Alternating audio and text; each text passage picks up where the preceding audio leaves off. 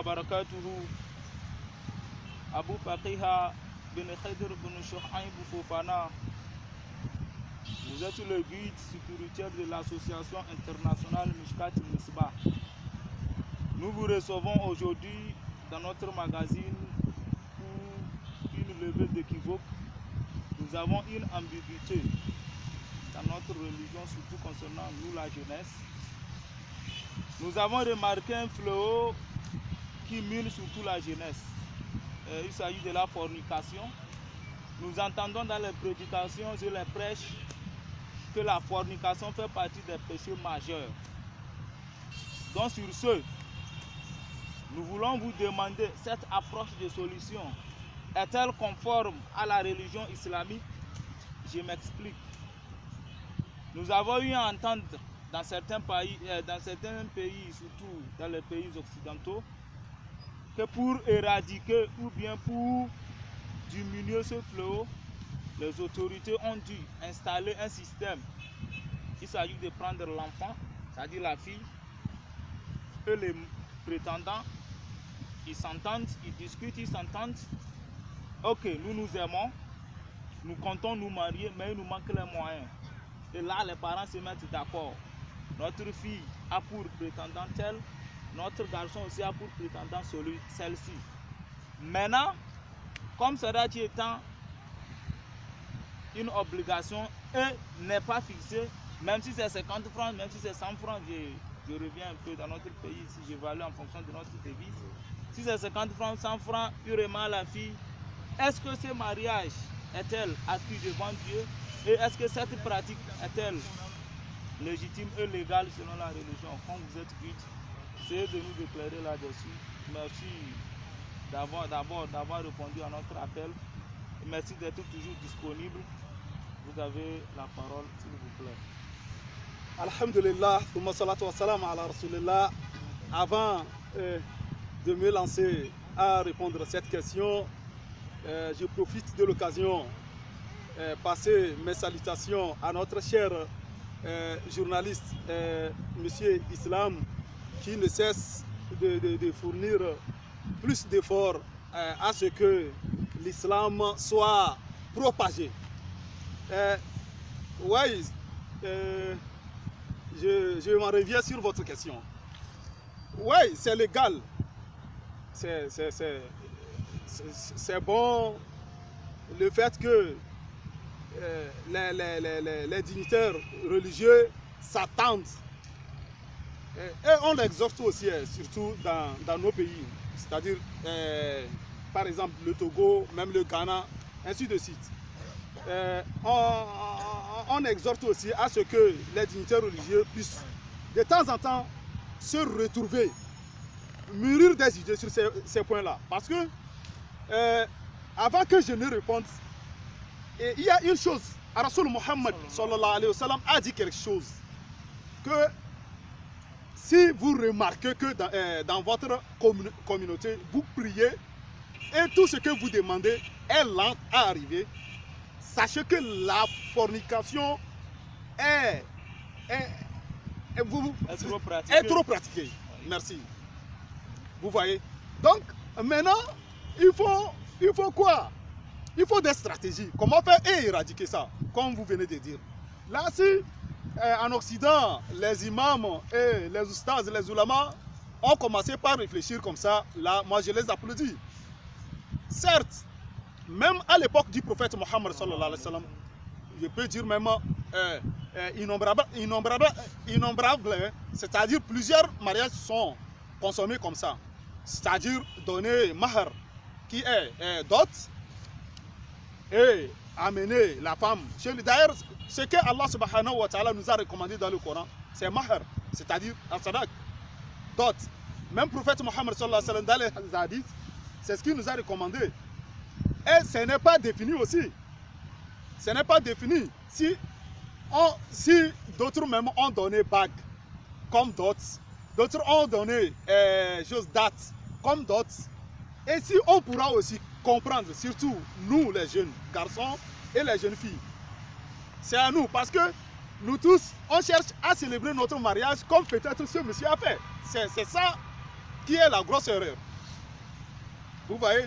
Donc si on pourra s'entendre, on s'aime, certes, mais pour le moment nous sommes des étudiants. Ou bien pour le moment nous sommes des apprenants. Mais alors qu'on s'aime, on ne peut pas rester aussi comme ça des années. On cherche à s'approcher charnellement. Vous voyez? Ouais. Donc si c'est le cas, comment on peut faire même un an prochain? Ce n'est pas un souci. C'est-à-dire que ça ne soit pas un péché. Un péché. Oui. Ou même en s'approchant, on n'a plus honte de qui que ce soit. Même si Allah subhanahu wa ta'ala profite de l'occasion, mettre une richesse qui est l'enfant, c'est-à-dire ce n'est pas condamnable. Là, les parents, à partir dès aujourd'hui, ainsi que nous, les jeunes, c'est-à-dire même si les parents sont d'accord et qu'on n'est pas d'accord, on ne peut pas réaliser ça. Donc il faut qu'on s'attende. Là, pourquoi pas, même 1000 francs. On tend la femme, c'est-à-dire, nous sommes au Togo, on tend la femme, c'est-à-dire c'est le premier pas de la dot. Même si la dot est à 1 million, aujourd'hui qu'on n'en est pas, là je t'avance 1000 francs. Comme la dot, on est légal. La femme même peut vivre chez ses parents. Toi aussi tu es chez tes parents, à chaque fois que vous avez besoin l'un et l'autre, vous pouvez se voir et faire tout ce que vous voulez jusqu'à la nouvelle ordre, Inch'Allah. Qu'Allah facilite. Ok, merci beaucoup, monsieur Abou Fatiha, pour cette lumière. Mais est-il possible d'instaurer cette pratique dans nos milieux? Parce que nous avons eu à rencontrer certaines personnes lors de nos enquêtes sur le terrain qui ont eu à dire que ne nous comparons pas de l'Occident parce qu'eux, ils disposent suffisamment de moyens. C'est lors de ces échanges, on les a demandé, mais si c'est eux qui disposent suffisamment de moyens, et ils ont accepté que la fille vive chez ses parents et que l'enfant vive chez ses parents aussi, mais il y a toujours un lien de mariage. Qu'est-ce qui empêche chez nous ici? Parce que quoi? Aujourd'hui, de nombreuses maladies sont dues à l'infidélité. Tant que la fille, elle est chez ses parents, on ne cessera pas de la courtiser. Tant que le garçon aussi est chez ses parents, il se dit je suis jeune, donc il faut en jouir de sa jeunesse. Bon, tout ça là, face à tous ces fléaux, comment faire pour qu'on puisse instaurer surtout dans nos milieux africains? Parce que apparemment cette pratique, c'est-à-dire la fornication, elle est plus élevée chez nous ici parce qu'on dit souvent mais oisif, terre fou. Mais oisif, terre fou. Donc ça veut que, donc comment faire pour qu'on puisse instaurer cette pratique si elle est légale comme vous venez de le dire? Bon, dire que les Occidentaux disposent les moyens, c'est pourquoi ils réussissent à faire ça. Ici, c'est un peu difficile, ça c'est archi faux. Parce qu'en Occident, vous-même, c'est-à-dire, on n'a qu'à mieux s'informer. Le local est cher de telle sorte que avoir même sa seule chambre, c'est difficile. Mais ici, déjà, un enfant de 12 ans même a sa chambre. Non mais, qu'est-ce qui peut nous empêcher? Rien ne peut nous empêcher ici. Aussi, la femme, elle peut toutefois aussi vivre dans sa famille. Et son papa et sa maman peuvent toujours la nourrir comme on la nourrissait. Vous voyez? Et toi aussi, tes parents peuvent continuer à te nourrir comme on te nourrissait. Jusqu'à ce que vous tous, vous vous épanouissiez. Vous voyez? C'est quand, peut-être toi, l'homme, tu vas gagner. Aujourd'hui, on peut dire qu'avec l'émancipation, les femmes aussi travaillent. Ça peut commencer par la femme. Peut-être la femme peut être chanceuse et avoir décroché un boulot quelque part. Elle peut commencer par financer jusqu'à ce que l'homme aussi en trouve. Vous voyez?